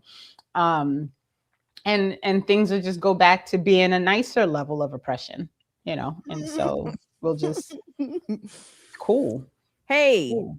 LA County Sheriff said he has no intentions, I don't believe, of investigating the murder of Keith Porter Jr. in Northridge, who was killed by an off-duty ICE agent on New Year's Eve. And again, Keith Porter's name continually gets left out. When they're discussing the ICE agent's violence, they don't mention him. Mm-hmm. And they'll say that it's because, you know, well, this was different. He wasn't being pursued. The ICE agent was off duty, blah, blah, blah. But I like to point out, like, well, what was he doing there? Right? Like, you know, like he's there because he was sent there. Like if you don't send them there, that doesn't happen, right? While he's off duty. And so he lived there. He lived in the apartment. He lived in the apartment. The ICE agent lived in the apartment. See, I didn't read the full story. So this is news to me. So real quick, Keith Porter Jr., I think he was 44 years old. He was outside of his home, but in an apartment style community, shooting off, I think it was his AR. It was a rifle or big gun. On New Year's Eve, I'm sure no one in Los Angeles shoots off any. I knew that. I just didn't know that the ICE agent lived in the. He lived there. Building. The ICE agent went back to his apartment, put on his like vest, got his ICE agent issued gun, and confronted Keith Porter. Right? Nigga, you don't work here. You know what I'm saying? If you got a problem, call the fucking regular police, which I don't agree with anyway. But the ICE agent was way out of any sort of jurisdiction. And he claims that Keith Porter shot at him, which we know is a fucking lie. And then he murdered him, and there's no investigation. But yeah, he was a resident there. Yep, everybody should know where. And I think I even gave the on my show, I gave the street name of the apartments because, you know, everyone who lives in Northridge should know that there's a murderer living in your apartment complex off Roscoe Boulevard. So heads up. Craziness.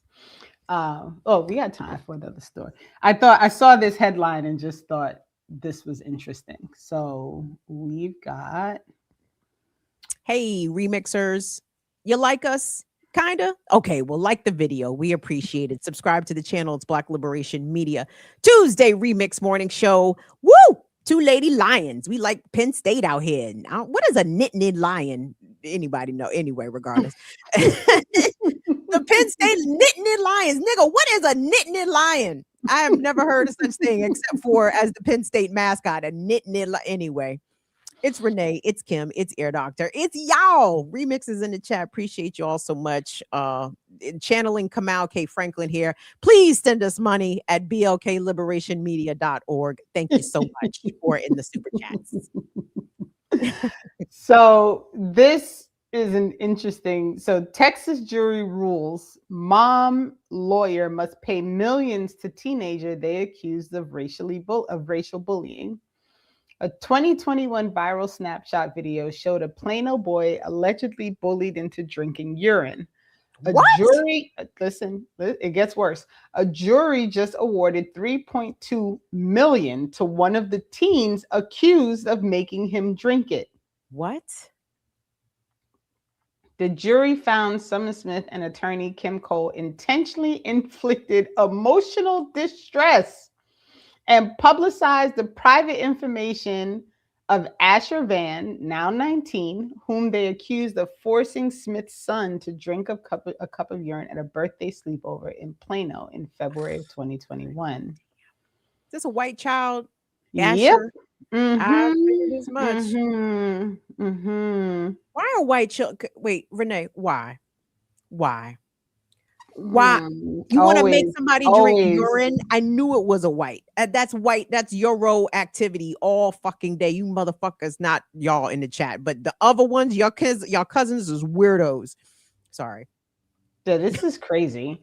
So this is the person who was accused. This wasn't me doing a racist act. This isn't me hating someone because of their skin color. This was me at an immature stage of my life at a sleepover for my birthday, doing immature, dumb things.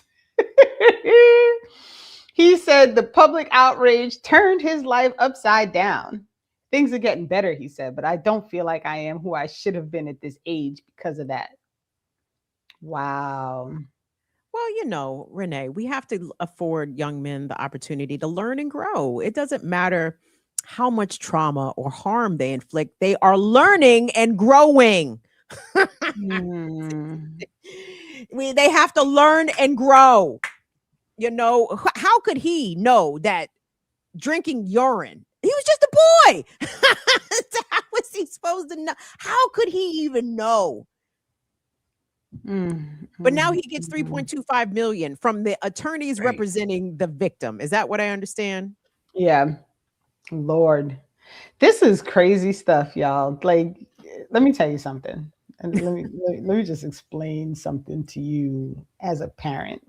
Let my child come home and tell me some crazy story, because it ain't going to be on social media. I'm going to handle it, but it's not going to be on social media. Go jump in action, boy. Leave your phone in the house, Renee. Whatever you do, leave your phone behind. Listen. That is wild sauce, yeah, right? Man, that's some wild stuff. That's some wild stuff.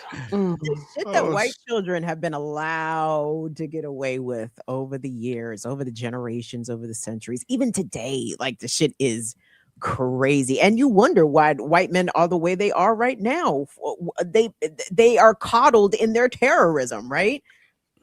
Like they need to be protected from consequence when they terrorize others. Come on. He's just a boy. Madness. And I'm thinking Texas, this is also where the young man is going to be on trial for murder, correct? Yes. After he got attacked at a track meet and stabbed somebody. Yes. Listen, y'all, I can't even explain it as a parent, like how I have such little tolerance for stuff. And I have little tolerance for him. Like, it's not just people who deal with him, it's also how he deals with people. Because he came home one day complaining about a teacher, and I was like, let me tell you something. Don't make me handle this if it's something that you're doing. Don't make me do it. So we're gonna do a little experiment, and we're gonna do like 3 days, and you are going to behave perfectly. And if your name doesn't get called, that means the problem is you, not the teacher. And of course, the problem was him. So he figured it out. But we not like, this is on both sides. Don't bring me up there because it's going to be a problem. Coming up there with my switch. Listen, Damn. Yo, big up to all moms that threaten to come up there with their switch. All right. Did I know a couple who did though? My mom shit. Okay. Yo, big up to all y'all that tuned in today on this beautiful Tuesday. What we got coming up, Renee? so we are hosting again Isam, and I'm not going to kill his last name, but who is also about to be doctor, who is from Syria and whose research is about Syria. And so I'm gonna he's gonna come. He's been on the show before, and he's gonna come back, and we'll do conversation about what's happening in Syria, the murder of Gaddafi's son, all the there's a whole lot going on. So I'm excited for that conversation. So that's what's coming on this weekend.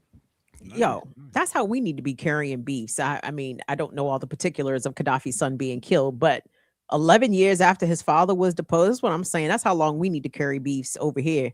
You know what I'm saying? Ain't no statute of limitations on fuck shit. You know what I'm saying? We It's can on site when we see you. years after the fact.